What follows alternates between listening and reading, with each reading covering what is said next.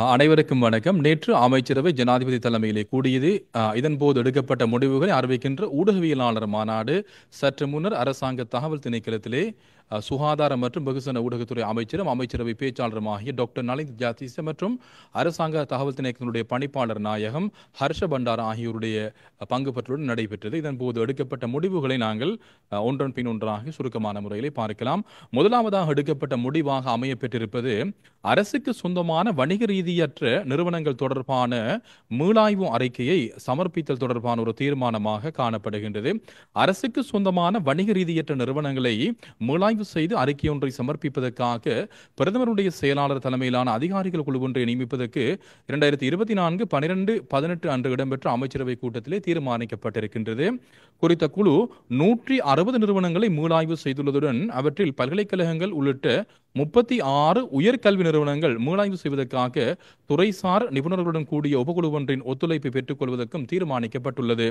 குறித்த நிறுவனங்கள் தவிர்ந்த எஞ்சியுள்ள 124 நிறுவனங்களை 9 வகதிகளின் கீழ் வகைப்படுத்தி குழு விதந்துரைகளை சமர்ப்பித்துள்ளது. அதற்கமைய குறித்த விதந்துரைகளை நடைமுறைப்படுத்துவதற்காக கௌரவ பிரதமர் அவர்கள் சமர்ப்பித்துள்ள யோசனைக்கு அமைச்சரவை அங்கீகாரம் வழங்கியிருக்கின்றது. இரண்டாவது தீர்மானமாக அமையப்பெற்றிருப்பது ஜப்பான் அரசினுடைய பொருளாதார மற்றும் சமூக அபிவிருத்தி வேலை திட்டத்தின் கீழ் இலங்கை முதலீட்டு சபையினுடைய ஏற்றுமதி செயலாக்க வலயங்களில் தீயணைப்பு பிரிவுகளை நிறுவுதல் மற்றும் உபகரணங்களை மேம்படுத்தல் தொடர்பான ஒரு அமைச்சரவை தீர்மானமாக இது காணப்படுகின்றது. கௌரவ ஜனாதிபதி அவர்கள் சமர்ப்பித்துள்ள ஒரு அமைச்சரவை பத்திரத்துக்கு அமைச்சரவை அங்கீகாரம் வழங்கியிருக்கின்றது. இலங்கை முதலீட்டு சபையின் கீழ் இயங்கி வருகின்ற ஏற்றுமதி செயலாக்க வலயங்களில் நவீன தீயணைப்பு கருவிகளுடன் கூடிய உள்ளக தீயணைப்பு பிரிவு ஒன்றை நிறுவுவதன் ஊடாக முதலீட்டாளர்கள் மத்தியில் நம்பிக்கையை கட்டியெழுப்புகின்ற வகையிலும் துரித பதிலளிப்புகள் மூலம் தொழிலாளர்கள் மற்றும் தொழிற்சாலை சொத்துக்களை பாதுகாத்து பாதிப்புகளை குறைத்துக் கொள்வதற்கு இயலுமை கிட்டும் எனவும் கண்டறியப்பட்டிருக்கின்றது.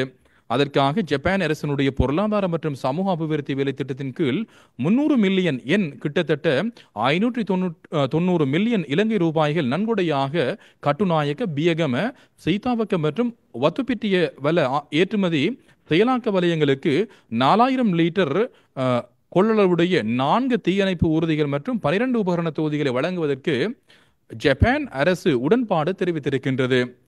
இக்கருத்திட்டத்தின் ஒருங்கிணைப்பு மற்றும் அமுலாக்கல் இலங்கை முதலீட்டு சபையால் கொழும்பு மாநகர சபையினுடைய தீயணைப்பு திணைக்களத்தின் தொழில்நுட்ப ஒத்துழைப்புகளுடைய பிரகாரம் மேற்கொள்ளப்பட இருக்கின்றது.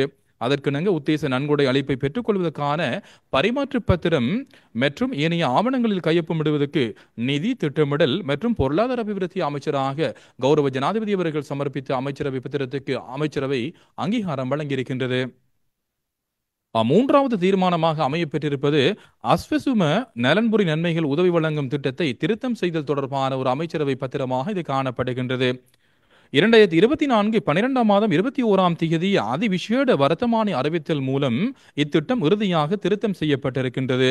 2025 ஆண்டினுடைய வரவு செலவு திட்டத்தின் மூலம் ஒதுக்கப்பட்டுள்ள நிதியில் தற்போது நடைமுறையில் காணப்படுகின்ற அஸ்வசும உதவி வழங்கும் திட்டத்தின் மூலம் வழங்கப்படுகின்ற கொடுப்பனவுகள் கீழ்வருமாறு திருத்தப்பட்டு வர்த்தமானி அறிவித்தல் மூலம் வெளியிடுவதற்காக நிதி திட்டமிடல் மற்றும் பொருளாதார அபிவிருத்தி அமைச்சராக கௌரவ ஜனாதிபதி அவர்கள் சமர்ப்பித்த யோசனைக்கு அமைச்சரவை அங்கீகாரம் வழங்கியிருக்கின்றது. அஸ்வசும அதாவது நிலையற்றவர்கள் சமூக பிரிவினருக்கான உதவித்தொகை கிடைக்கின்ற காலப்பகுதியை 2025 4ஆம் மாதம் 30ஆம் தேதி வரை நீடித்தல். அடுத்ததாக இயலாமைக்குட்பட்டவர்களுக்கு வழங்கப்படுகின்ற மாதாந்த உதவுத்தொகை மற்றும் சிறுநீரக நோய்க்கான உதவி பெறுநர்களுக்கு வழங்கப்படும் மாதாந்த உதவுத்தொகையை 7500 ரூபாவிலிருந்து 10,000 ரூபாய் வரை அதிகரித்தல் மற்றும் முதியோருக்காக வழங்கப்படுகின்ற உதவுத்தொகையை 3000 ரூபாவிலிருந்து 5000 ரூபாய் வரை அதிகரித்தல் மற்றும் குறித்த தீர்மானங்களை 2025 ஏப்ரல் மாதம் தொடக்கம் நடைமுறைப்படுத்தல். உதவுத்தொகையை பெறுகின்ற இயலாமைக்குட்பட்ட நபர்களுக்கான கொடுப்பனவு, சிறுநீரக நோயாளர்களுக்கான கொடுப்பனவு மற்றும் முதியோருக்கான கொடுப்பனவு மேற்குறிப்பிடப்பட்டுள்ள முன்மொழிவுகளுக்கு அமைய கொடுப்பனவு காலப்பகுதியை 2025 12ஆம் மாதம் 31ஆம் தேதி வரை நீடித்தல். 2025 ஏப்ரல் மாதத்தின் பின்னர் நிலையற்றவர்கள் சமூக பிரிவினருக்கான கொடுப்பனவு நிறுத்தப்பட்டாலும் குறித்த குடும்பங்களில் உள்ள இயலாமைக்குட்பட்ட நபர்கள், சிறுநீரக நோயாளர்கள் மற்றும் முதியோருக்கு வழங்கப்படுகின்ற நலன்புரி நன்மைகள் கொடுப்பனவுக்கான காலப்பகுதியை 2025 12ஆம் மாதம் 31ஆம் தேதி வரை நீடித்தல். புதிதாக சமர்ப்பிக்கப்பட்டுள்ள இயலாமைக்குட்பட்ட நபர்கள் சிறுநீரக நோயாளிகளுடைய விண்ணப்பங்கள் உயர்ந்தபட்ச வரையறையின் கீழ் அவர்களை உள்வாங்கி தகுதி பெறுகின்றவர்களுக்கு குறித்த கொடுப்பனவை 2025 12ஆம் மாதம் 31ஆம் தேதி வரை நீடித்தல் போன்ற தீர்மானங்கள் இதன் கீழ் எட்டப்பட்டிருக்கின்றது. அடுத்த தீர்மானமாக அமையப்பெறுவது தேசிய இறக்குமதி வரை கொள்கை குழுவுக்கான குறிப்பு விதிமுறைகள், அதாவது டேர்ம்ஸ் ஆஃப் ரெஃபரன்ஸ் சம்பந்தமான விடயங்களாக இருக்கின்றது. ஆசிய பிராந்தியத்தில் போட்டித்தன்மையான சந்தையை உருவாக்குவதற்காகவும் இலங்கையை முதலீட்டு இடமாக மாற்றம் செய்வதை நோக்காக கொண்டு வெளிப்படைத்தன்மையுடன் கூடிய மற்றும் தாங்கிக் கொள்ளக்கூடிய வரி முறைமையை இலக்காக கொண்டு தேசிய இறக்குமதி வரை கொள்கையை அறிமுகப்படுத்தல் மற்றும் அமுல்படுத்துவதற்காக இதற்கு முன்னர் அமைச்சரவை அங்கீகாரம் வழங்கியிருக்கின்றது. ஆனாலும் குறித்த பணிக்கு தேசிய இறக்குமதி வரை கொள்கை குழுவொன்றை நியமித்தல் அல்லது குறித்த குழுவுக்கான பணி பொறுப்புகள் விதிக்கப்படவில்லை. தேசிய இறக்குமதி வரை கொள்கை குழுவுக்கான குறிப்பு விதிமுறைகள் நிதி திட்டமிடல் மற்றும் பொருளாதார அபிவிருத்தி அமைச்சால் தயாரிக்கப்பட்டிருக்கின்றது. அதற்கமைய குறித்த பணி பொறுப்பு குறிப்பு விதிமுறைகளுக்கு திரைசேரினுடைய பிரதி செயலாளருடைய தலைமையில் தேசிய இறக்குமதி வரை கொள்கை குழுவை நியமிப்பதற்காக நிதி திட்டமிடல் மற்றும் பொருளாதார அபிவிருத்தி அமைச்சராக கௌரவ ஜனாதிபதி அவர்கள் சமர்ப்பித்துள்ள யோசனைக்கும் அமைச்சரவை அங்கீகாரம் வழங்கியிருக்கின்றது. அடுத்த தீர்மானமாக அமைவது 2025ஆம் ஆண்டு சிறுபோக நெற்செய்கை விவசாயிகளுக்கு உர நிதி மானியத்தை வழங்கல் தொடர்பான ஒரு தீர்மானமாக அமையப்பெறுகின்றது. விவசாயம், கால்நடை வளங்கள், காணி மற்றும் நீர்ப்பாசன அமைச்சர் அவர்கள் சமர்ப்பித்துள்ள யோசனையை கருத்தில் கொண்டு 2025 சிறுபோக நெற்செய்கை விவசாயிகளுக்கும் வயல்களில் வேறு போக பயிர் செய்கைகளை மேற்கொள்கின்ற விவசாயிகளுக்கும் உரநிதி மானியத்தை வழங்குவதற்கு அங்கீகாரத்தை வழங்குவதற்கு அமைச்சரவை தீர்மானித்திருக்கின்றது. அதற்கிணங்க 2025 சிறுபோக நெற்செய்கை விவசாயிகளுக்கு ஹெக்டேர் ஒன்றுக்கு 25,000 ரூபாய் வீதம், உயர்ந்தபட்சமாக 2 ஹெக்டேர்களுக்கும் காலபோக கூட்டங்களில் தீர்மானிக்கப்படுகின்ற வயல் காணிகளில் மேற்கொள்ளப்படுகின்ற வேறு போக பயிர்களுக்கு ஹெக்டேர் ஒன்றுக்கு 15,000 ரூபாய் வீதம், உயர்ந்தபட்சம் 2 ஹெக்டேர்களுக்கும் அந்த கொடுப்பனவு அல்லது உரமானியம் வழங்கப்பட அமைச்சரவை அங்கீகாரம் வழங்கியிருக்கின்றது. அதிக வலு கதிரியக்க சக்தியுடன் கூடிய உயரிய தரத்துடன் கூடிய கதிரியக்க சிகிச்சை உபகரணங்கள் விநியோக கருத்திட்டத்தினுடைய 2ஆம் கட்டத்தை நடைமுறைப்படுத்தல் தொடர்பான ஒரு தீர்மானமாக இது காணப்படுகின்றது. புற்றுநோய் சிகிச்சை சேவைகளுக்கு பயன்படுத்தப்படுகின்ற 14 நேர்கோட்டு 6 முடுக்கி இயந்திரங்களை 2 கட்டங்களின் கீழ் விநியோகிப்பதற்கு 2013ஆம் ஆண்டில் ஐக்கிய ராஜ்யத்தினுடைய எலக்ட்ரா கம்பெனிக்கும் சுகாதார அமைச்சுக்கும் இடையில் ஒப்பந்தம் ஒன்று மேற்கொள்ளப்பட்டிருக்கின்றது. அதற்கமைய குறித்த கருத்திட்டத்தின் 1ஆம் கட்டத்தின் கீழ் தேசிய புற்றுநோய் நிர்வாகத்தினுடைய 4 நேர்கோட்டு 6 முடுக்கி இயந்திரங்களும், கண்டி தேசிய மருத்துவமனைக்கு 2 இயந்திரங்களும், காலி தேசிய மருத்துவமனைக்கு 1 இயந்திரமும், மட்டக்களப்பு போதனா மருத்துவமனைக்கு 1 இயந்திரமும், யாழ்ப்பாணம் தெல்லிப்பளை தல மருத்துவமனைக்கு 1 இயந்திரமுமாக மொத்தமாக 9 இயந்திரங்கள் தற்போது தாபிக்கப்பட்டுள்ளன. இலங்கை புற்றுநோய் நிபுணத்துவ மருத்துவ நிர்வாகத்தால் சமர்ப்பிக்கப்படும் முன்மொழிவுகளை கருத்தில் கொண்டு கருத்திட்டத்தின் 2ஆம் கட்டத்தின் கீழ் ரத்தினபுரி, பதுளை, அம்பாந்தோட்டை, அனுராதபுரம் மற்றும் குருநாகல் உள்ளிட்ட 5 மருத்துவமனைகளுக்கு உயர் தொழில்நுட்பத்துடன் கூடிய இன்ஃபினிட்டி நேர்கோட்டு 6 முடுக்கி இயந்திரங்களை நிறுவுவதற்கும் குறித்த இயந்திரங்களை நிறுவுவதற்கு இயலுமாகும் வகையில் மருத்துவமனையில் நிலத்தடி அரணை நிர்மாணிப்பதற்கு நடவடிக்கை மேற்கொள்வதற்கும் சுகாதார மற்றும் வெகுஜன ஊடகத்துறை அமைச்சர் அவர்கள் சமர்ப்பித்துள்ள யோசனைக்கும் அமைச்சரவை அங்கீகாரம் வழங்கியிருக்கின்றது. 7வது தீர்மானமாக அமைய பெற்றிருப்பது டெனக்ரிப்ளஸ் 40 மில்லிகிராம் ஊசி மருந்தை கொண்ட 6,000 குப்பிகளை விநியோகிப்பதற்கான பெருகை தொடர்பான அமைச்சரவை தீர்மானமாக இது காணப்படுகின்றது. இதய நோய் நிலைமை கொண்டுள்ள நோயாளிகளுடைய மரணத்தை தடுப்பதற்காக வழங்கப்படுகின்ற ஊசி மருந்தான டெனக்ரிப்ளஸ் 40 மில்லிகிராம் ஊசி மருந்தை கொண்ட 6,000 குப்பிகளை கொள்வனவு செய்வதற்காக சர்வதேச போட்டி விலைமுறை பொறிமுறையை கடைபிடித்து விலை மனுக்கள் கோரப்பட்டுள்ளன. அதற்காக 3 விலை மனுக்கள் கிடைத்துள்ளன. அமைச்சரவையால் நியமிக்கப்பட்டுள்ள நிரந்தர பெருகை குழுவினுடைய விதிமுறைகளுக்கு அமைய விவரங்களுடன் கூடிய பதிலளிப்புடன் குறைந்த விலை மனுதாரனான இலங்கையைச் சேர்ந்த MS லைஃப்சர் டு interventions private limited manufacture Gennova biopharmaceutical limited India இதற்கு குறித்த ஒப்பந்தத்தை வழங்குவதற்காக சுகாதார மற்றும் வெகுஜன ஊடக அமைச்சர் அவர்கள் சமர்ப்பித்த யோசனைக்கும் அமைச்சரவை அங்கீகாரம் வழங்கியிருக்கின்றது. 8வது தீர்மானமாக அமையப்பெறுவது மின்சார கட்டமைப்பை பலப்படுத்தல் மற்றும் மீள் புதுப்பிக்கப்பட்ட வலுசக்தியை ஒன்றிணைத்தல் கருத்திட்டத்தின் கீழ் கருத்திட்ட ஆலோசனையுடைய பெருகை தொடர்பான தீர்மானமாக இருக்கின்றது. வரையறுக்கப்பட்ட லங்கா மின்சார தனியார் கம்பெனி நடவடிக்கைகளை மேற்கொள்கின்ற பிரதேசங்களில் கேள்வி அதிகரித்து காணப்படுகின்றமையால் குறித்த நிறுவனத்தால் பேணப்பட்டு வந்த மின்சார விநியோக வலையமைப்பை பலப்படுத்தல் மற்றும் நவீனமயப்படுத்துவதற்காக பரிமாற்ற அபிவிருத்தி மற்றும் விநியோக கருத்திட்டங்கள் சிலவற்றை நடைமுறைப்படுத்துவதற்காக மின்சார கட்டமை பலப்படுத்தல் மற்றும் மீள் புதுப்பிக்கப்பட்ட வலுசக்தியை ஒன்றிணைத்தல் கருத்திட்டத்தின் அதன் கீழ் ஆசிய அபிவிருத்தி வங்கி நிதியுதவி வழங்குவதற்கு உடன்பாடு தெரிவித்திருக்கின்றது. குறித்த கருத்திட்டத்தின் கீழ் கீழ்காணும் செயற்பாடுகள் மேற்கொள்ளப்பட வேண்டும் என அடையாளம் காணப்பட்டுள்ளது. கலனி பிரதேசத்தில் தேசிய மின்வலு கட்டமைப்பின் உப மின் நிலையம் ஒன்றை ஊடாக மின்சார சபை மின் விநியோகத்தை வழங்கல். கலனி, நீர்கொழும்பு மற்றும் கோட்டை நீர்கொழும்பு பிரதேசங்களில் லங்கா மின்சார தனியார் கம்பெனியின் மின் அழுத்த வலையமைப்பை வலுப்படுத்துவதற்காக 33 கிலோவாட் மின்சார விநியோகத்தை அறிமுகப்படுத்தல். கலனி மற்றும் கோட்டை நுகேகுட பிரதேசங்களில் அடையாளம் காணப்பட்ட நிலத்தடி தந்தி வடங்களை வலையமைப்பாக மாற்றுதல். கோட்டை நுகேகுட மொரட்டுவ மற்றும் களத்துறை கிளை பிரதேசங்களில் 11 கிலோவாட் தன்னியக்க ஓட்ட தொகுதியை மீள்கட்டமைக்கும் கருத்திட்டத்தை நடைமுறைப்படுத்தல். கண்காணிப்பு, கட்டுப்பாடு மற்றும் தரவு கிரகித்தல் தொகுதி மற்றும் வலையமைப்பு தன்னியக்க தொகுதி ஒன்று போன்றவற்றை இயக்குதல். அதற்கமைய குறித்த கருத்திட்டத்தினுடைய செயற்பாடுகளை நடைமுறைப்படுத்துவதற்கு பொருத்தமான தகமை வாய்ந்த ஆலோசகர்களை தெரிவு செய்து பெற்றுக்கொள்வதற்கான பெருகை செயல்முறையை ஆரம்பிப்பதற்காக வலுசக்தி அமைச்சர் அவர்கள் சமர்ப்பித்த யோசனைக்கும் அமைச்சரவை அங்கீகாரம் வழங்கி இருக்கின்றது. 9வது தீர்மானமாக இருப்பது 2022ஆம் ஆண்டினுடைய 9ஆம் இலக்கு தனிப்பட்ட தரவு பாதுகாப்பு சட்டத்தை திருத்தம் செய்வதற்கான பாராளுமன்றத்தில் அதனை சமர்ப்பித்தல் தொடர்பான ஒரு தீர்மானமாக இருக்கின்றது. 2022ஆம் ஆண்டின் 9ஆம் இலக்கு தனிப்பட்ட தரவு பாதுகாப்பு சட்டத்தை திருத்தம் செய்வதற்காக 2025/2/19 அன்று இடம்பெற்ற அமைச்சரவை கூட்டத்தில் அங்கீகாரம் வழங்கப்பட்டிருக்கின்றது. சட்ட வரைஞரால் தயாரிக்கப்பட்டுள்ள சட்டமூலத்துக்கு சட்டமாதிபனுடைய ஒப்புதல் கிடைக்கப்பட்டிருக்கின்றது. அதற்கமைய தனிப்பட்ட தரவு பாதுகாப்பு திருத்த சட்ட மூலத்தை அரசு வர்த்தமானியில் வெளியிடுவதற்கும் பின்னர் பாராளுமன்ற அங்கீகாரத்துக்கு சமர்ப்பிப்பதற்கு டிஜிட்டல் பொருளாதார அமைச்சராக கௌரவ ஜனாதிபதி அவர்கள் சமர்ப்பித்த யோசனைக்கும் அமைச்சரவை அங்கீகாரம் வழங்கியிருக்கின்றது.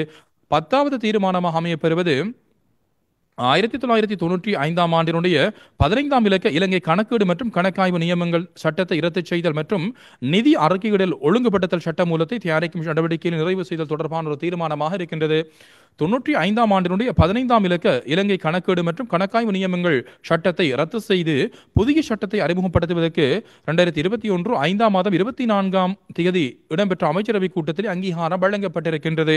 அதற்கமை இலங்கை கணக்கீடு மற்றும் கணக்காய்வு நியமங்கள் ஆய்வு சபை மற்றும் அதற்குரிய ஏனைய தரப்பினர்களுடைய கருத்துக்களை கேட்டறிந்த பின்னர் சட்டவரைஞரால் நிதி அறிக்கையிடல் ஒழுங்குபடுத்தல் அடிப்படை சட்ட மூலம் தயாரிக்கப்பட்டுள்ளது.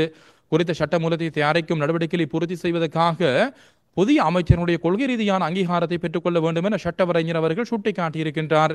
அதற்கமைய குறித்த சட்ட மூலத்தை தயாரிப்பதற்காக அமைச்சர்களுடைய உடன்பாட்டை பெற்றுக்கொள்வதற்காக நிதி திட்டமிடல் மற்றும் பொருளாதார அபிவிருத்தி அமைச்சராக கௌரவ ஜனாதிபதி அவர்கள் சமர்ப்பித்த யோசனைக்கும் அமைச்சரவை அங்கீகாரம் வழங்கியிருக்கின்றது. 11வது தீர்மானமாக அமையப்பெற்றிருப்பது 1962ஆம் ஆண்டினுடைய 19ஆம் இலக்கு அரசியலை பாதுகாப்பு சட்டம் மற்றும் சுங்க கட்டளை சட்டத்தின் 235வது அதிகாரத்தின் கீழ் வெளியிடப்பட்ட வர்த்தமானி அறிவித்தலை பாராளுமன்றத்தில் சமர்ப்பித்தல் தொடர்பான ஒரு தீர்மானமாக இது காணப்படுகின்றது. மோட்டார் வாகனங்களை இறக்குமதி செய்வதற்காக விதிக்கப்பட்டிருந்த தற்காலிக கைவிடல் நீக்கப்பட்டதற்கு இணையாக குறித்த வாகனங்களுடைய இறக்குமதிகளுக்கு 30% இறக்குமதி தீர்வை வரியை விதிப்பதற்கு 2024 12/9ஆம் தேதி அமைச்சரவை கூட்டத்தில் அங்கீகாரம் வழங்கப்பட்டிருக்கின்றது. அதற்கமைய பின்வரும் விசேட வர்த்தமானி அறிவித்தல் மூலம் வெளியிடப்பட்டுள்ள கட்டளைகள் மற்றும் ஒழுங்கு விதிகளை பாராளுமன்றத்தில் சமர்ப்பிப்பதற்காக நிதி திட்டமிடல் மற்றும் பொருளாதார அபிவிருத்தி அமைச்சராக கௌரவ ஜனாதிபதி அவர்கள் சமர்ப்பித்த யோசனைக்கும் அமைச்சரவை அங்கீகாரம் வழங்கியிருக்கின்றது. 24/21/5 இலக்க 2025/1/27ஆம் தேதி அதி விசேட வர்த்தமானி அறிவித்தல் மூலம் வெளியிடப்பட்டுள்ள 1962ஆம் ஆண்டின் 19ஆம் இலக்க அரசியலை பாதுகாப்பு சட்டத்தின் 2வது பிரிவின் கீழ் இருக்கக்கூடிய 1/2025 ஆம் இலக்க அரசியலை பாதுகாப்பு கட்டளை, அதே போன்று 2421 கீழ் 43ஆம் இலக்க 2025 முதலாம் மாதம் 31ஆம் தேதிய அதிவிசேட வர்த்தமானி அறிவித்தல் மூலம் வெளியிடப்பட்டுள்ள 235வது அதிகாரத்தின் கீழான சுங்க கட்டளை சட்டத்தின் 10 ஆனா பிரிவினுடைய கீழ் விதிக்கப்படுகின்ற ஒழுங்கு விதிகள்.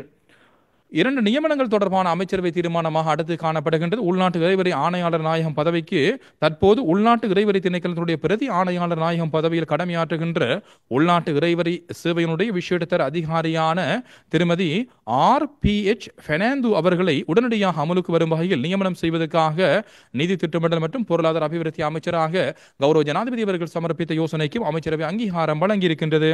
தொழில் ஆணையாளர் நாயகம் பதவிக்கு நியமனம் தொடர்பான ஒரு விடயமாக இது காணப்படுகின்றது. தொழில் திணைக்களத்தினுடைய தொழில் ஆணையாளர் நாயகம் பதவியில் தற்போது சேவையாற்றும் திரு HKK ஜெயசுந்தர தற்போது குறித்த திணைக்களத்தில் 23 ஆண்டு சேவை காலத்தை பூர்த்தி செய்துள்ளமையால் வேறு பதவியில் சேவையாற்றக்கூடிய வகையில் தொழில் ஆணையாளர் நாயகம் பதவியிலிருந்து விடுவிக்குமாறு அவர் கோரிக்கை விடுத்துள்ளார். எனவே வேறு பொருத்தமான பதவிக்கு நியமனம் செய்யக்கூடிய வகையில் அவரை பொது நிர்வாக, மாகாண சபைகள் மற்றும் உள்ளூராட்சி அமைச்சுக்கு இணைப்பதற்கும் அதற்கமைய வெற்றிடமாகும் தொழில் ஆணையாளர் நாயகம் பதவிக்கு பொது நிர்வாக, மாகாண சபைகள் மற்றும் உள்ளூராட்சி அமைச்சில் இணைக்கப்பட்டுள்ள இலங்கை நிர்வாக சேவையினுடைய விசேடத்தர அதிகாரியான திருமதி HMDNK வட்டலியத் அவர்களை நியமிப்பதற்கும் தொழில் அமைச்சர் அவர்கள் சமர்ப்பித்த யோசனைக்கு அமைச்சரவை அங்கீகாரம் வழங்கியிருக்கின்றது. 14வது அல்லது இறுதி தீர்மானமாக அமைய பெற்றிருப்பது 2023 ஆண்டினுடைய 9ஆம் இலக்க ஊழல் எதிர்ப்பு சட்டத்தின் 156வது பிரிவின் கீழான ஒழுங்கு விதி தொடர்பான ஏற்பாடுகளாக காணப்படுகின்றது. 2023 ஆண்டின் 9ஆம் இலக்க ஊழல் எதிர்ப்பு சட்டத்தின் 156(1) பிரிவுக்கு அமைய லஞ்சம் அல்லது ஊழல் தொடர்பான சான்றிதழ்களை விசாரணை செய்வதற்கான விசாரணை ஆணைக்குழுவிடம் உசாவி மேலே சொல்லப்பட்ட சட்டத்தில் விதிக்கப்படும் விடயங்கள் தொடர்பான ஒழுங்கு விதிகளை உருவாக்குவதற்கு நீதி விடயத்துக்கு பொறுப்பான அமைச்சருக்கு அதிகாரம் வழங்கப்பட்டிருக்கின்றது. மேற்குறித்த சட்டத்தின் 82(1) பிரிவுக்கு அமைய பொருத்தமான அனைத்து நபர்களாலும் ஒழுங்கு விதிகள் மூலம் உத்தரவிடப்படக்கூடிய ஏதாவது மாதிரி படிவத்துக்கு அமைய சொத்துக்கள் மற்றும் பொறுப்புகள் வெளியிடப்பட வேண்டும். சொத்துக்கள் மற்றும் பொறுப்புகள் என்பதில் இலங்கைக்கு உள்ளே அல்லது வெளியே நேரடியாக அல்லது பொருள் கோடல் செய்யப்படும். ஒழுங்கு விதிகள் மூலம் அதன் விவரங்கள் உத்தரவிடப்பட வேண்டிய சொத்துக்கள், பொறுப்புகள், செலவு மற்றும் வட்டிப்பணம் கருதப்படுகின்றது. அதற்கமைய 2023 ஆண்டினுடைய 9ஆம் இலக்க ஊழல் எதிர்ப்பு சட்டத்தின் ஏற்பாடுகளுக்கு அமைய உருவாக்கப்பட்டுள்ள 2025 ஆண்டின் ஊழல் எதிர்ப்பு சொத்துக்கள் மற்றும் பொறுப்புகள் பிரகடனம் ஒழுங்கு விதிகளை வருத்தமானியில் வெளியிடுவதற்கும் அதன் பின்னர் மேற்குறிப்பிட்ட ஒழுங்கு விதிகளை பாராளுமன்றத்தில் சமர்ப்பிப்பதற்கும் நீதி மற்றும் தேசிய ஒருமைப்பாட்டு அமைச்சர் அவர்கள் சமர்ப்பித்த யோசனைக்கு அமைச்சரவை அங்கீகாரம் வழங்கியிருக்கின்றது. இவைதான் நேற்று எடுக்கப்பட்ட முடிவுகளாக காணப்படுகின்றது. ஊடகவியலாளர்கள் எழுப்பிய கேள்விகளுக்கு அமைச்சரவை பேச்சாளர் பதில்களை வழங்கியிருந்தார். அந்த விடயங்களை நாங்கள் சுருக்கமாக பார்க்கலாம். குறிப்பாக அரசு சேவையில் ஆட்சேர்ப்பு செய்யப்படுவது தொடர்பாக IMF-னுடைய நிலைப்பாடு வேறாக காணப்படுகின்றது. எனவே அரசாங்கம் இது தொடர்பில் என்ன வகையான தீர்மானத்தை எடுக்கின்றது என்று ஒரு கேள்வியை ஊடகவியலாளர் இதன் போது வினவியிருந்தார். அத்தியாவசிய சேவைக்கான ஆட்சேர்ப்பு தற்பொழுது மேற்கொள்ளப்படுகின்றது. குறிப்பாக அரசியல் லாபங்கள் அல்லாமல் குறிப்பாக தத்துவ ரீதியாக அல்லது விஞ்ஞானபூர்வமாக ஆராயப்பட்டு அத்தியாவசியமான ஆளணி வெற்றிடங்கள் நிரப்புவதற்கு அரசாங்கம் அனுமதி வழங்கியிருக்கின்றது. தொடர்பில் குறிப்பாக பிரதமர் தலைமையில் ஒரு குழுவினர் நியமிக்கப்பட்டிருக்கின்றார்கள். எனவே அந்த அடிப்படையில் கிரமமான முறையில் ஆட்சேர்ப்பு இடம்பெற்று வருவதாக இதன் போது குறிப்பிடப்பட்டது. மொத்தமாக 15,000க்கும் மேற்பட்ட ஆட்சேர்ப்புகளை அரசு சேவையில் இணைப்பு செய்வதற்கு தேவையான நடவடிக்கைகள் மேற்கொள்ளப்பட்டு வருவதாக இதன் போது அமைச்சரவை பேச்சாளர் தெரிவித்திருந்தார். குறிப்பாக நாட்டினுடைய பொருளாதார நிலைமையை அடிப்படையாக கொண்டோ செலவின முகாமைத்துவத்தை அடிப்படையாக கொண்டு திரைசீரனுடைய அந்த ஒழுங்குகளுக்கு ஏற்ப அந்த விடயங்கள் முன்னெடுக்கப்படும் என்றும் இதன் போது குறிப்பிடப்பட்டது. அடுத்ததாக 2வது விடயமாக குறிப்பிடப்பட்ட விடயம் பொலிஸ்மா அதிபனுடைய, அதாவது முன்னாள் பதில் பொலிஸ்மா அதிபனுடைய கைது தொடர்பாக இதன் போது பல ஊடகவியலாளர்கள் கேள்விகளை தொடுத்திருந்தார்கள். எனவே அது தொடர்பான பேசுபொருள் தற்பொழுது சமூக ஊடகங்களிலே கூடுதலாக பேசப்படுகின்றது. எனவே யாராக இருந்தாலும் குறிப்பாக அவர்கள் கைது செய்யப்படுவார்கள். 6 குழுக்கள் தற்பொழுது அதாவது குற்றப்புலனாய்வு பிரிவைச் சேர்ந்த 6 குழுக்கள் தற்பொழுது ஈடுபடுத்தப்பட்டிருக்கின்றது. எனவே அவர்கள் தற்பொழுது தேடுகின்ற பணியிலே ஈடுபடுகின்றார்கள். ஏற்கனவே அந்த விடயத்தோடு சம்பந்தப்பட்ட 6 பேர் தற்பொழுது பணித்தடை விதிக்கப்பட்டிருக்கின்றார்கள். எனவே யாராக இருந்தாலும் சட்டம் சரியான முறையில் நிறைவேற்றப்படும் என்றும் எந்தவிதமான பாரபட்சமும் இதன் போது எடுக்கப்படாது அல்லது பாரபட்சம் காட்டப்படாமல் அனைவருக்கும் சட்டத்தின் அடிப்படையில் செயற்பாடுகள் முன்னெடுக்கப்படும் என்றும் இதன் போது குறிப்பிடப்பட்டது. அடுத்ததாக சுகாதாரத்துறையினுடைய பணி நீக்கம், அதாவது பணி போராட்டம் தொடர்பாக இதன் போது வினவப்பட்டது. சுகாதாரத்துறையைச் சேர்ந்த இயன் மருத்துவியலாளர் சங்கம் அந்த பணி பகிஷ்கரிப்பை மேற்கொண்டுள்ளதாக இதன் போது குறிப்பிட்டிருந்தார். ஏனைய சங்கங்கள் தங்களுடைய சேவையிலே ஈடுபடுகின்றார்கள். எனவே தற்பொழுது அவர்களுக்கு நியாயமான சம்பள உயர்வு வழங்கப்பட்டிருக்கின்றது. எனவே அடிப்படை சம்பளம், அதே போன்று மேலதிக நேர கொடுப்பனவு, அதே போன்று PH, அதே போன்று கடனுக்கான அந்த எல்லைகள் தற்பொழுது அதிகரிக்கப்பட்டிருக்கின்றது. எனவே அவர்கள் போராட்டத்தில் ஈடுபடாமல் குறிப்பாக பணிக்கு திரும்புவதுதான் சால சிறந்தது என்ற அடிப்படையில் இதன் போது அமைச்சரவை பேச்சாளர் இதன் போது தெரிவித்திருந்தார். அடுத்ததாக இந்த மருந்து கொள்வனவு போது இடம்பெற்ற முறைகேடுகள் தொடர்பாக அல்லது அந்த அதிகபட்ச விலை தொடர்பாக இதன் போது வினவப்பட்டது.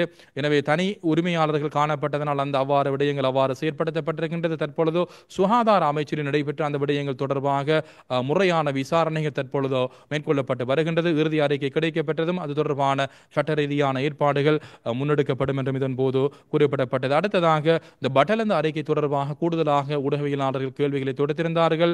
ரணில் விக்ரமசிங்க அவர்கள் அல் ஜசீராவுக்கு வழங்கிய அந்த செவியின் போது எடுக்கப்பட்ட குறிப்பிட்ட விடயம்தான் பாராளுமன்றத்துக்கு அது சமர்ப்பிக்கப்படவில்லை என்று. அது தற்பொழுது பாராளுமன்றத்திலே கௌரவ உறுப்பினர்களுக்காக அது 3 மொழிகளும் வழங்கப்பட்டிருக்கின்றது. எனவே அந்த விடயம் தொடர்பில் ஆராய ஒரு குழு ஒன்று நியமிக்கப்பட்டிருக்கின்றது.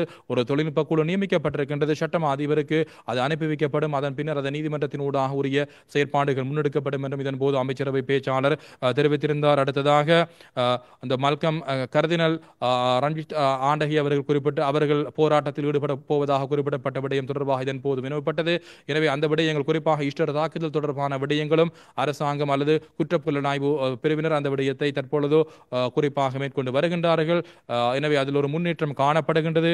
எனவே சாட்சியங்கள் மறைக்கப்பட்ட சூழ்நிலையிலே தான் அரசாங்கத்தை பொறுப்பேற்க வேண்டிய சூழ்நிலை ஏற்பட்டதாக இதன் போது அமைச்சரவை பேச்சாளர் இதன் போது குறிப்பிட்டிருந்தார். இறுதியாக குறிப்பிடப்பட்ட விடயம் குறிப்பாக ஏப்ரல் மாதத்திலே மக்களுக்கு சலுகைகள் வழங்கப்பட இருக்கின்றது. பொருட்களுடைய விலைகள் குறைக்கப்படும் என்றும், குறிப்பாக சம்பள அதிகரிப்பு, அதே போன்று அடிப்படை சம்பளம் அதிகரிப்பு, அதே போன்று பொருட்களுடைய விலைகள் குறைப்பு போன்ற விடயங்கள் அதாவது ஏப்ரல் மாத பண்டிகை காலத்திலே வழங்கப்பட உள்ளதாக இதன் போது அமைச்சரவை பேச்சாளர் தெரிவித்திருந்தார். இவைதான் குறிப்பாக இன்று ஊடகவியலாளர்கள் பல கேள்விகளை தொடுத்த போதும் ரத்தின சுருக்கமாக கேட்கப்பட்ட கேள்விகளும் அதற்கான பதில்களுமாக காணப்படுகின்றது.